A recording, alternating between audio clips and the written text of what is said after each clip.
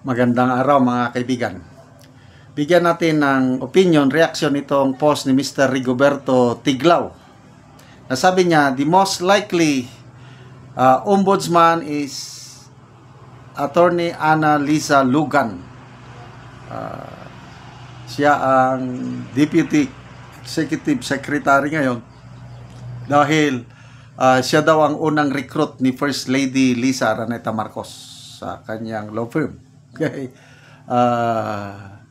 So ang manok ni Mr. Tiglao is ito, Attorney Ana Lisa Lugan. So kumusta man si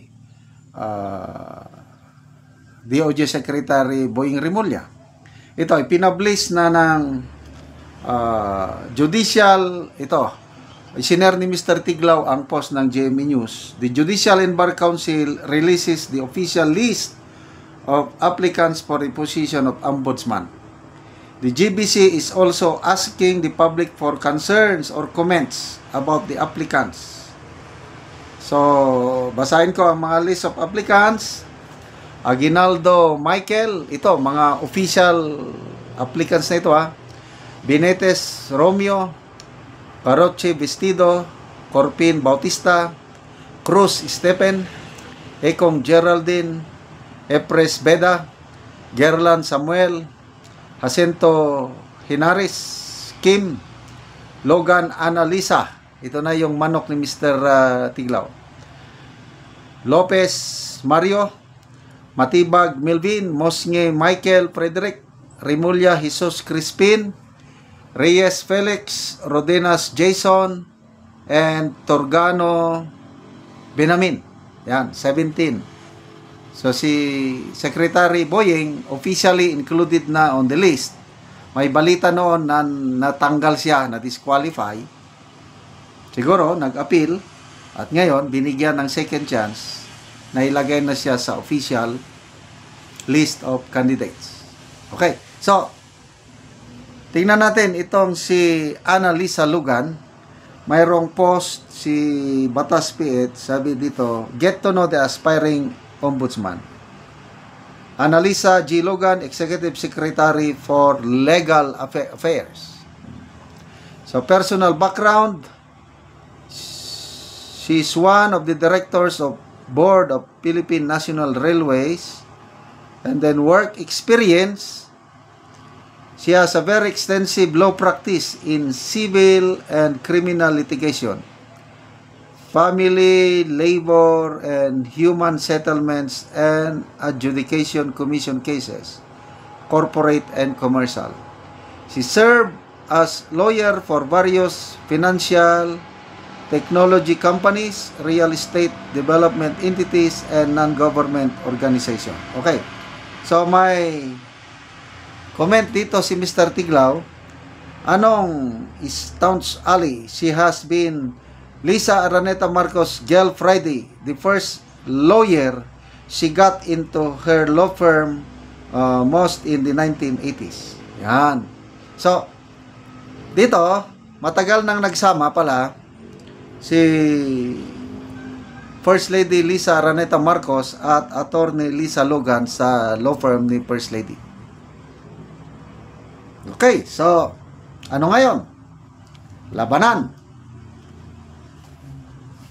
Doon sa GBC, ini-encourage sa mga publiko to comment o any comment. So, sina Joey De Bibre, sina Kipicho, they're now encouraging us to vote. Clinic, may link. Gusto kong bumoto sana, ang akong boto, kung ako ang inyong papiliin, si Supreme Court Justice Samuel Gerlan. Yan ang gusto ko. Yung active ngayon active siya na Supreme Court Justice. Mayroon pang dalawa na retired Supreme Court Justice. So kung ako ang masusunod, dalangin ko, hanggang dalangin na lang ako, nasa itong tatlong maestrado ng Supreme Court. But magtiwala na lang tayo sa Judicial and Bar Council. Sana naman gawin nila yung tama. Piliin, salaing maigi.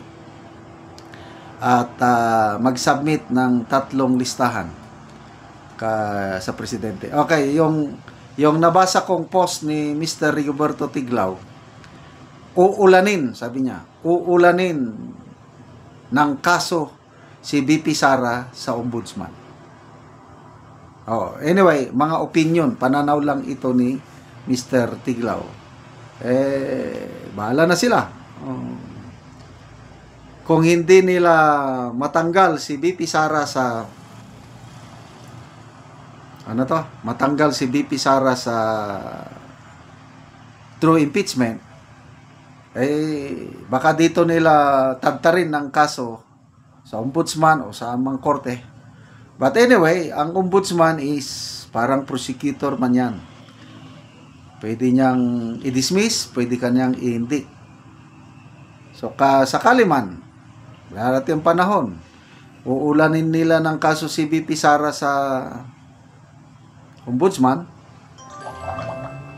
iakyat pa rin sa Sandigan Bayan.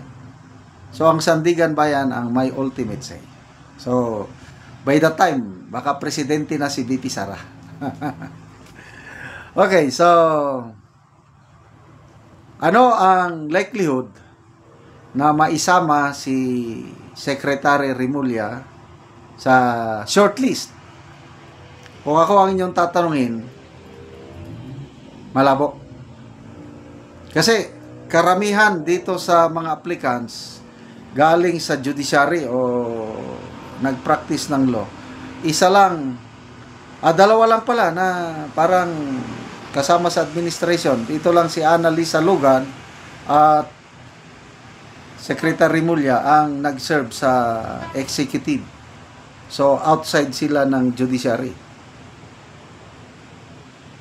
So, once na naisama, ulitin ko opinion ko lang ito, kung walang outside pressure, ang GBC lang ang mamili on their own, malabong maisama si DOJ Secretary. But, may posibilidad na maisama siya. At kung naisama na siya, tingin ko, siya ang mapipiling ombudsman. Once na naisama siya sa shortlist. Kung anong mangyari, depende na diya. Good luck na lang sa Judicial Bar Council sa pagpili ng nararapat na ombudsman. Salamat sa inyong pagsubaybay mga kaibigan sa ating channel. Nakakatulong kayo ng malaki sa tribong Talandig ng Bukidnon dahil ang sweldo natin sa channel na ito is pantulong natin sa tribo. Namimigay tayo ng livelihood assistance, nagpapatanim ng saging lakatan at Arabica coffee. Panoorin nyo ang video na ito.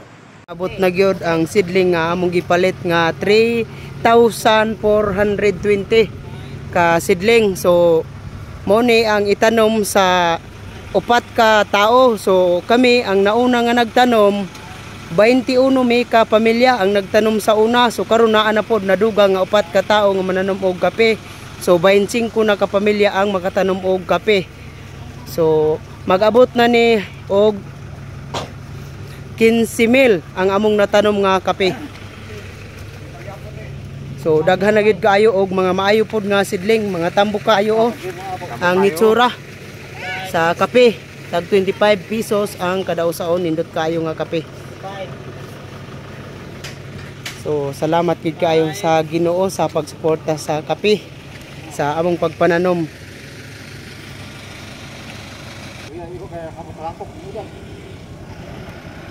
O karon mo na po niyang i-deliver sa uban na po nga mananom.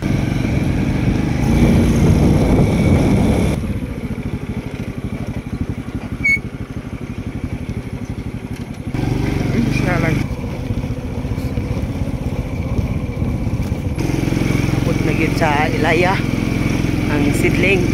O karon abot na gid ang seedling nga ay tanom sa tabangan og kape. Og karon mo na ni silang tatay ang mananom og kape. Salamat kay gihatagan ni Salamat sa nag-sponsor. Nag-sponsor si Sir Matanas. Ay, tagli po niya sa kon. Ano ni sila ang mananom o kape. O karon mo na ni ang bayad sa kape, sidling. So salamat kayo sir, dayon salamat sa inyong tanan ang Ginoo magpanalangin sa atong mga tanom. Kung manginaot kung mudaghan kita tong kape diri. So salamat kayo ning bayad. Salamat kaayo pod.